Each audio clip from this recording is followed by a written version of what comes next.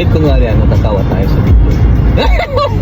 Daming problema yun, no? Tawanan mo lang din yan. Kasi sabi ng mga karamihang successful na mga tao, kapag daw may dumarating na problema sa atin, isa daw tong opportunity para makahanap tayo ng solusyon at mag-grow sa lahat ng aspeto ng ating buhay. Kaya don't problem the problem. Let the problem so its own problem. Ha? Ano daw? Ang pinupunto ko is don't worry about the problem. Instead, let it guide you to identify it, find a possible solution, and take action while challenging yourself. Tulad ngayong araw na ito, naghahanap ako ng solusyon sa aking matagal na ng problema. Ano nga bang problema ko? Kung para sa iba, hindi to problema. Kasi kung tutusin, blessed ako. Andito ako sa Amerika. Meron akong marangal na trabaho, meron akong natitirang bahay, nakakakain naman ako ng 3 beses sa isang araw. At eto naman yung sa tingin ko na halos lahat tayo ay kinakaharap ito. Ang savings.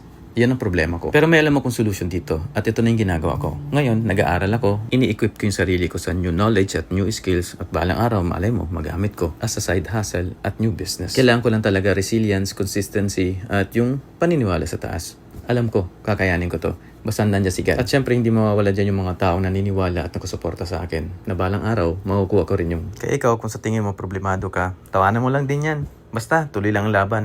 After all, pareho tayong pagod. Huwag lang susuko kasi balang araw, lalabas na yung resulta. O siya, sa sunod na araw naman, pakipollow na lang ako para makita niyo yung progress ko. At sabay-sabay tayong aangat. God is good all the time. All the time, God is good. Salamat po sa panonood.